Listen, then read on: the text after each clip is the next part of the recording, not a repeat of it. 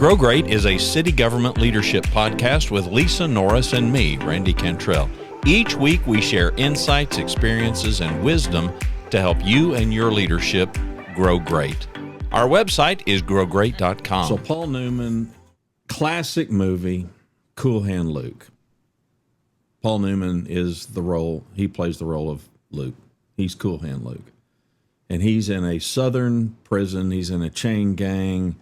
You know, they've got the whole big stripes and the shackles on, and they're working off the side of the road. And if any of these guys have to go pee, they go out, you know, to the bushes, and the boss is up on a horse with a shotgun. The prison boss. The prison boss is up on a horse. Got it. I've never seen it. So he's overseeing all these guys, and they have to keep shaking the bushes because he loses sight of them. So he wants to see that bush shake, you know. And so Luke has hidden a string. He's tied a string up to these bushes, and he's pulling them because he's fixing to run. Mm-hmm. And he's hollering, shaking the bushes here, boss. I'm shaking the bushes here, boss. I don't know why that came to my mind, but I'm in a conversation with a client. We're having discussion about, we're all over the place. I mean, we're talking about executives, and we're talking about executives in the leadership team. So think directors. We're talking at that level. Now, this is applicable, I think, to any leadership. But city manager is describing some scenario, some problem, some challenge on the part of a director, an executive in their team. And the question is posed to me, and I get this question. I probably get it weekly. I may get it more than one time a week. Probably in different forms, right? Yeah. And, you know, so the scenario is run by me, and I'm just sitting here listening. And it's like, is that executive behavior? Or words to that effect. And of course, they already know my answer. They know my answer is going to be no, that's not executive behavior. But so many times I will then, okay, let's talk about these one-on-ones. I'm fanatical about one-on-ones, and that's probably a topic for a different day. But typically, it looks like this. It looks like I'm a director. Lisa's the city manager. I sit down in front of Lisa, and I tell her as my boss all these things that I'm working on. I basically just give a rundown of my work product and my team's work product, the stuff we're doing. Mm-hmm. It's strictly, and I liken that to, I'm shaking the bushes here, boss. You know, I'm shaking. We're not having a conversation. We're just reporting in. Mm-hmm. We're just checking in. The tasks I've been doing. Yeah. I'm just, here's where I'm at on these things that you've given me to do. Then on the flip side, and I don't know where we want to go with this. Lisa and I were talking before I hit record, and she's like, okay, hold that thought, just hit record. So we're free-forming. We always free-form it, but we're free-forming it more than normal today. So I'm sitting here, and I'm thinking, I'm listening to this perspective on the part of the boss, the city manager, but I also get quite often, not that specific director, but I also have director clients, and their perspective is the wondering if my boss is happy. I don't know if they're happy with my performance. And I'm like, well, find out. And what prompted all of this is my advice to both parties. And again, we're not talking about the same director and the same city manager necessarily. It's just, I see it at both. It's a repeated conversation. I see it at both levels in organizations.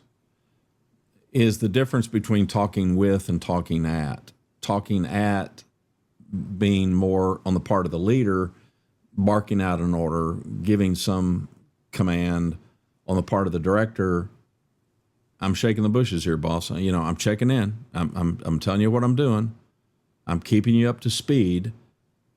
But they're not really talking with each other. And so now by the time there may be some performance problem, there's a disconnect. There's a difficulty in having that conversation or having it well because really all you've both been doing is talking at one another. And so the relationship, in my opinion, the relationship hasn't necessarily formed to the degree that it should, so that a deeper trust could be had. Yeah, and I think it has two components to me that I've found over the years. And leading an HR department for a long time where I have a direct team. I'm over a couple of directors right now. But in either case, when you talk about that, there's two components. One, you mentioned it, it's the spirit of trust. Do you have the trust where the candid conversations can occur genuinely? If they can't occur, or if they haven't occurred, I would question, is there a spirit of trust? I mean, I don't know that. Is it just they're not being had because we haven't thought about it? But if you're truly growing your people, you're going to give them some guidance on not just what you, in your words, that as you manage the task, that's management. I'm managing the things I've got to get done. But in leadership, it's guiding and growing the people. So you can't wait until there's a problem to do that. Is my argument. You've got to develop this relationship. For us as husbands and wives, that trust, it could have come sooner than later because of romantic interest. However, it's forged because we get to know each other. Right. And so many times I am finding bosses and subordinates, they don't know each other. Right. There's a whole lot of surmising going on. There's a whole lot of assumptions being taken, and they're not sitting down and having the conversation. Now, again, the context is work. I want to be really, really clear, but it's different for me to know who you are and for you to know who I am involves a whole lot more than you just show me your calendar. You just show me your work product. That does not tell me what I need to know about you as the person and the human, which is what I have to deal with when there's a problem. Yeah, and you want to know. So from the two components, the spirit of trust allows you to have the conversations first, and you do want to know what's going on in their organization to also know, because you can kind of identify hurdles and challenges and things that are getting in the way, and help them with resources and tools and all that good stuff. But the second part of it is the candid conversations, and really just talking to them and with them about their growth and potential, what's going on. So I understand the tasks that you're doing and your team's working on. How's the leadership going? How's your leadership team? What are you working on? What are you seeing with them? I mean, and then what are you trying to work on yourself? Like what has been your challenge? You always start when we talk with our one-on-ones, Randy, and you always start with, what's going on this week? And that always leads to something. If you're self-aware, there's going to be something that, this week I've been challenged with X, Y, and Z. Sometimes it may be tasks, but most often from you and I perspective, and you in coaching, it's a challenge that I've had personally that I'm trying to work through, and you help provide clarity in that. And I think the that's simple exactly point for that is because it's top of mind for you, because it's not about me. And if you're the boss, if you're the city manager, newsflash, it's not about you. Right. It is about you, and it's about your leadership, but it really isn't about you. It's about them, and what challenges are they having? What problems are they having? What opportunities do they see? And that's where you can truly lead. Yeah, it's sad to me that isn't often leveraged nearly enough, so that not only can the city manager benefit from it, but the whole city can benefit from it. The director, their team. I mean, everybody. We can all benefit from greater insight and greater knowledge and greater truthful perspective. But we're not talking about it. We're not, it's this huge elephant in the room, and we don't address it. And then emotions get higher because frustration mounts. Take Director A. Director A has stepped in it. Doesn't matter what director they are. It doesn't matter what they've just stepped in it. They've made a misstep. They've executed poor judgment, let's say. And city manager isn't happy. That expression of unhappiness gets expressed, but there's no real what happened here? What happened here, and how did you come to this, and how can we serve you? How can we help you do better next time? That kind of a discussion doesn't happen. Instead, the inner circle talks. They're all frustrated by the director's poor judgment, and the director knows it, but not much else. Mm-hmm.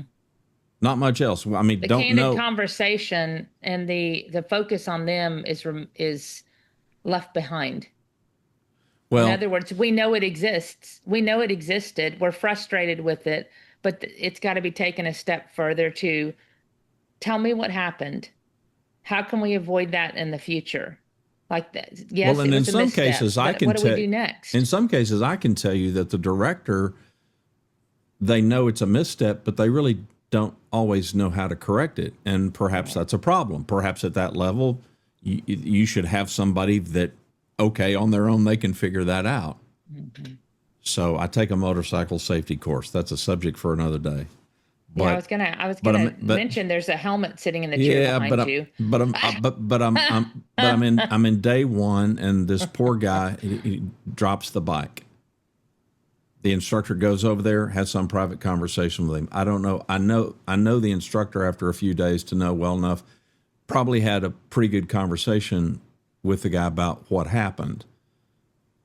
But a rookie rider, I guarantee you, he dropped the bike. I guarantee you, he had no idea how or why he dropped that bike. Right. He knows dropping the bike is wrong, but that happens. That happens in our workplaces. People do things poorly, or we make bad decisions, and there's the assumption you should have known better. Granted, at an executive level, I don't disagree necessarily, but I'm going to tell you, I know for a fact there are people at director levels in cities, and sometimes they step in it, and they know after the fact they stepped in it, but they really don't know what they did. And while you can say, well, that's ridiculous, what I think is even more ridiculous is leadership sees it, knows it, understands it, and realizes the snafu that it was, and they don't have the conversation. Yeah. And then now they get all worked up and they get disgusted, and now they lose confidence in this director. It could have been something that could have been easily coached had we just gone back and let's autopsy what happened here. Let's figure this out so we don't ever do this again, and let's make sure everybody here understands what went wrong here. And I'm just flabbergasted at that unwillingness or inability to have that conversation. Or maybe perhaps there's not a recognition of the value of that.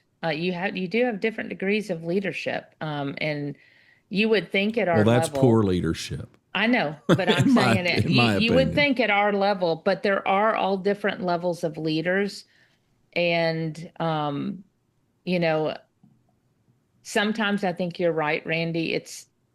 And when I've had people come to me for guidance, whatever, whether it's external to the city, it's professionals looking for insight, or whether it's internal to the city, it's a leadership, it's on our own team, whatever that situation is. I've seen a variety of ability to lead well, right? There's some people that may be newer to leadership, they just don't know how to do it, and I have to coach them on, okay, you got to have this conversation. But what I've found over time, and we've talked about it before, one, there's either a lack of knowledge of how to deliver that conversation with their best interest at heart. So often, we've talked about many times, we're promoted because we're experts in our field versus leadership capability and really growing and developing people and bringing out the best in them. And so I think you have to look at the lines and do you know how to have a candid conversation with their best interest at heart? it's not always tell, excuse me, tell mode. In other words, you need it. That was terrible. We're not going to do that again. That's one approach somebody could take. The other option, to your point, is okay, this didn't go well. Let's talk about it. So what led up to that? Walk me through it. And then asking questions and being curious, to your point, I've found is the best way of, they may still not like it, but I try to when I'm doing it, I try to tell them, listen, I just need to understand what happened, and then we'll figure out, okay, what's next? How do we do this differently next time to avoid that? We can't always predict where it's going to go, but we need to have an idea of what happened to try to avoid making that mistake again. The mistake happened. We're not going to condemn them, right? Unless it was so horrible that we can't overcome it. But usually 95% of the time, it's not that kind of mistake. I call it mistake of the heart versus mistake of the mind, where you made a choice. So in those instances, from an accountability, which is really what we're talking about here, from an accountability and having candid conversations that have that are genuine, that are delivered with kindness, but are straightforward. And you need to be able to tell them. So many people I've found, they're uncomfortable with that. They're like, I just don't want to do that. Maybe they'll just correct themselves. Well, they won't. And if we're at a leadership level as an executive like me, or your coaching executives, or our city management team, or our leadership team, whoever it is, if they're uncomfortable having that, have they ever had it happen to them, is my first question. And two, why wouldn't you want to? If you want to improve the outcome and get to an ideal outcome of a high-performing team, it has to start with us as leaders. We have to know what we've done and what we're going to do next to make it better next time, so that we lead better. It's just a natural progression. And my question is, why wouldn't we want to have those conversations? Why wouldn't you want to have that and investigate, no matter how uncomfortable it is? Because I've had leaders that they don't like talking about it. They're like, wouldn't you do this? Why wouldn't you do that? I'm like, I'm not questioning you directly. I'm questioning the circumstances that led to this and how you arrived at that decision. Because we, as you call it, we have to autopsy it. We have to figure out what happened to avoid doing it again. And was it a unique circumstance, or was it a decision point? And maybe this is a new situation for you. But from my perspective as your leader, I don't want that to happen again. And so I want to help understand what happened, to help it move through it, and give you the tools and resources you need to do that better next time. To me, it's that simple. The discomfort of having the conversation is way less painful than the discomfort of living with the ongoing and what will be a growing problem. If the person isn't held accountable, let's give them the benefit of the doubt. Let's assume it was a lapse in judgment. And it's possible that there could be ongoing lapses of judgment. Okay, can you live with that at your executive level? No, there's no good city manager that can live with that ongoing. Okay, so way back when it started the first time, what happened? And so often you find, just as you well know as a prior HR executive, directors come and now they're ready to part company with somebody. Okay, well, show me what you've done. Well, I haven't done anything. Well, we've had conversations. Yeah, usually, I talk to them. Yeah, you can't shoot the flare up now, because you haven't dotted I's and crossed T's. You haven't even done right by them. Yeah. Let's forget risk mitigation. You just haven't even done right by your own person to sit there and talk with them about it.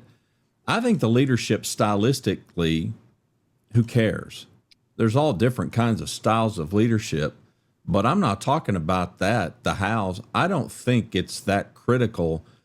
Wordsmith it all you want. Get the language as correct as you want. I'm way less fixated on that, because if you're just you, and if you've established a relationship, and if they know that you care, and there's the rub, they're also going to know if you don't care. So to have the conversation with their best interest at heart, how hard is that? If that's hard for you as a leader, then you just need to quit the game right now, because you ain't got it in you to be the leader that people need. They need people who care about them and who have the ability in their own way, in their own style, to express that care and concern and give that degree of help. And if they lack the courage to do that, again, not qualified to be the leader, in my opinion. Yeah. And oh, by the way, I'm right. Yeah. Well, and you have to, the challenge becomes it's kind of this this pathway to high performing teams. If you've got to have accountability, one. When something occurs, the accountability is not only to you, but it's to them and your team. Because if a mistake's made, you've got to correct the mistake, counsel them on the mistake, and make sure they know a path forward from that mistake. Hopefully that mistake doesn't happen again, but if it continues to happen, you have to move from this coaching and correction into discipline. I mean, at some point you have to start taking the steps, and that's where I find there's so much resistance for some reason. They're afraid it's going to challenge their spirit or break their spirit, or I don't want to put it in writing. But again, you've come full circle. They're good at all other times, or I mean, you just over the years you hear so many things. But the problem is, as a leader, it's so critical to understand if this continues, because you can't tell your people what you've done to somebody, and you shouldn't. But at the same time, if they see it happening over and over and the team is affected, whether that's, let's say, if it's a director team, the directors see it. If it's your own team, your team members will see it. And at some point, the finger turns from pointing to them to pointing to you.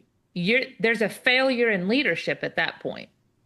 If we know this problem exists and we know it's severe and it continues, then there's a problem with leadership, and it's they're going to point the finger gripe at you. of high performers. It's the number one complaint every high performer has is my boss is tolerating this and I don't know why.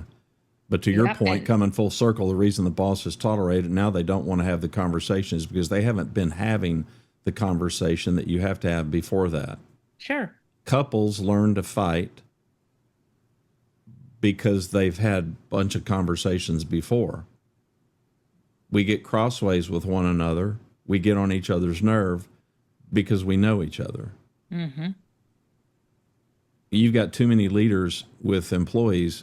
They don't know the employee any better than the employee knows them. Mm-hmm.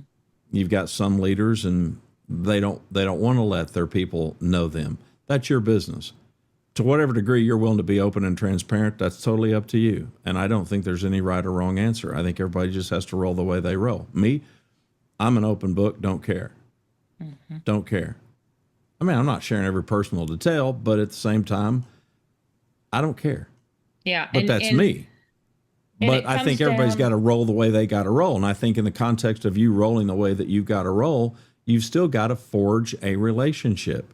And if you're the boss, I think it's incumbent on you to make that happen. Leaders have to lead. You got to show them the way. You got to show them the way. And you've got to express interest in them. Mm-hmm. Well, how uncomfortable is it to be for me to find out what your life goals are, what your career goals are? What do you like? What your pet peeves are? Because bosses are notorious for saying, let me tell you about this person. So this happens to me regularly. City manager commissions me to work with a director. I've never met this director before. I sit down. The city manager gives me a description of this person. They are this way, this way, this way, this way, this way. These are some things that I see that they're not very strong at. These are some areas that, I know I can really lean on them. Okay, great. What conversations have you had? I mean, how did you come to this? And what conversations have you had? And more often than not, they didn't. It was just observations. They're forming the assumption that they know. They could be, and they could be right.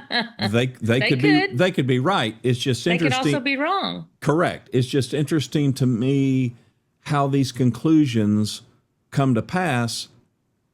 And again, it's shaking the bushes here, boss. It's a whole lot of they're talking at each other. I don't mean that in a negative sense of barking at each other. I mean in that I'm telling you, here's what I'm doing. Here's my calendar. Here's what I've done this past week. Here's what I'm planning to do next week. That's talking at. As opposed to, questions and dialogue and exchange of ideas and conversation where they can develop some trust, develop a relationship. And now that makes, if something happens and now I need to have a more difficult conversation, my argument is, how much easier is it now to have? That person now knows I got your back. You stepped in it. Yes. You stepped in it, but I've got your back. But I can't do this for you. Here's what I can do. I don't understand. I really don't understand why that's difficult.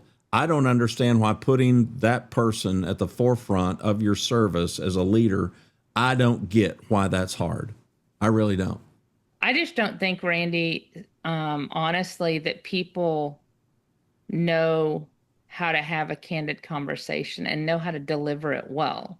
I think so many times, at least in my experience, the approach is always corrective instead of being curious. But it's because they didn't put in all of that time up front. They wait until this moment of a bad performance happens, and now we're confronted with it. And my argument is, if you would invest time in the relationship, that one moment would not be as uncomfortable. And even if it is, my argument is, okay, have that conversation, be a buffalo, ride into the storm, endure the discomfort for a brief moment of time, or don't. And now it just grows and it grows and it grows. And not only are you talking about it with your inner circle, other people are talking about it. Meanwhile, the person is over here who isn't being served.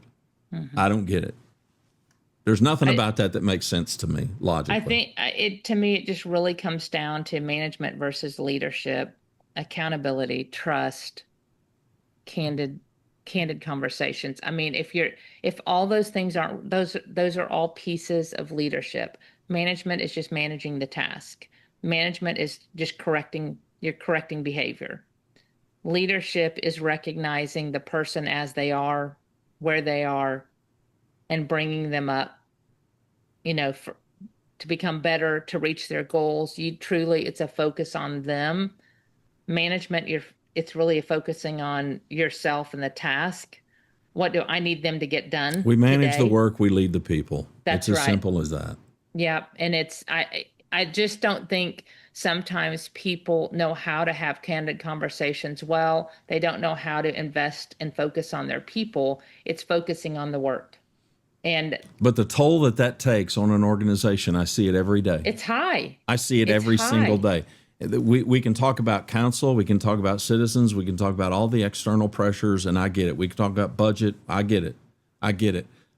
But I would tell you that in my work, almost never are those things the thing. Almost never are those things the thing. The thing is we aren't doing, we're shooting ourselves in the foot. Sometimes we're shooting ourselves in the head.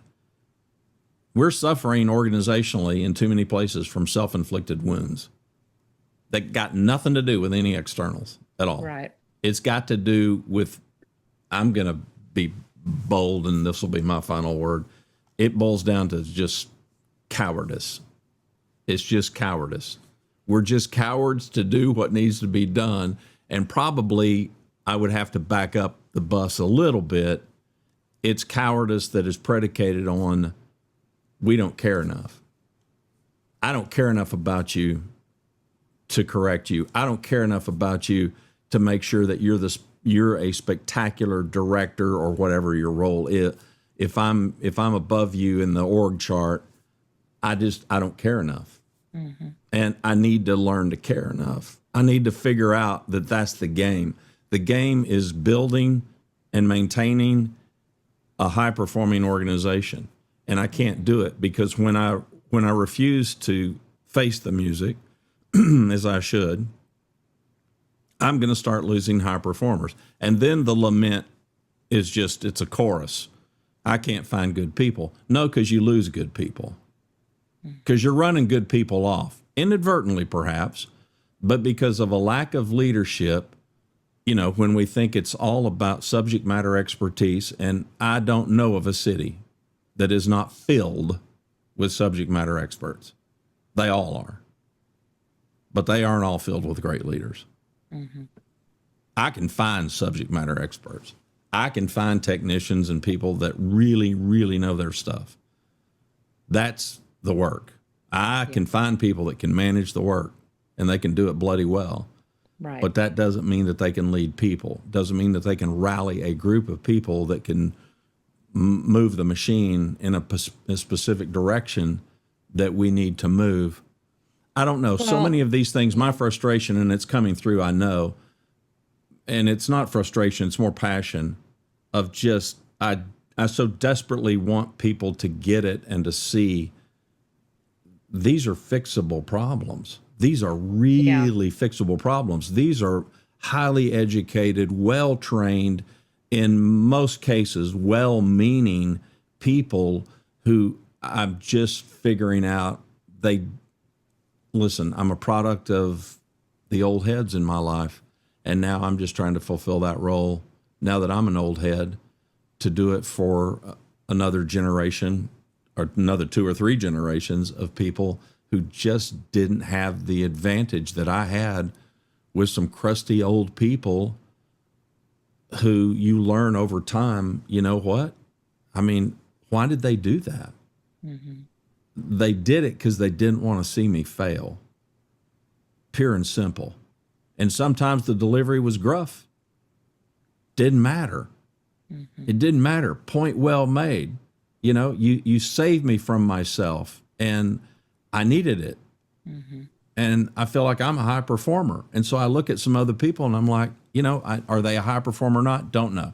I'm at the mercy of the org telling me what they tell me.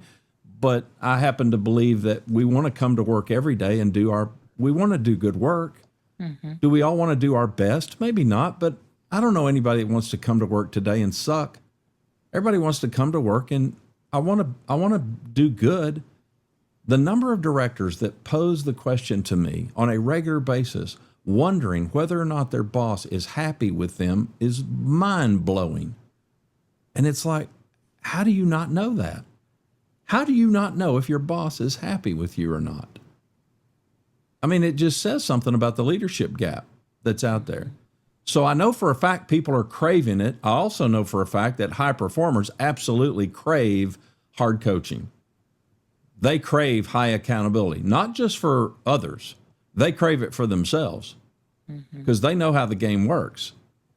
They know if I'm held to a standard and they're held to the same standard, we're going to have a winning team.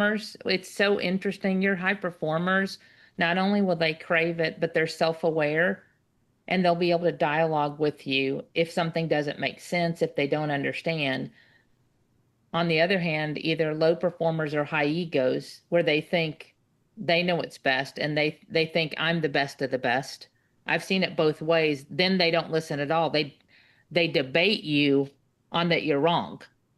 They debate you on, I don't understand how you got there. Right. I don't, argue that's with not you. true. You will quickly, if you are truly investing in them, you will quickly learn whether you've got high performing leaders or high ego leaders that aren't going to improve no matter what you do because they already think they're the best at everything. And it doesn't matter what level. It doesn't matter if you're leading a team or in a crew. You're going to do the same thing with your people. Once you know them, this is same at any level in the organization. If you're leading well, your high performers will stand out if you're truly invested in them, to your point, and your focus is on them and not you. You will quickly see they will stand out as the high performers and the high egos. And it's investing time in them and making sure that you not only learn to correct and coach, but you also grow them and learn what they want and that what you're trying to get to in leadership. And that creates this spirit of trust and environment and helps you keep your high performing team and exit off the bus the low performers so that you can keep growing and becoming stronger, and that will shine and accountability will come through. period. It'll be seen. Thanks for watching and listening to Grow Great, the City Government Leadership Podcast. Our website is growgreat.com. For Lisa Norris, I'm Randy Cantrell. We hope you'll subscribe to the show, and we hope you'll tell a friend.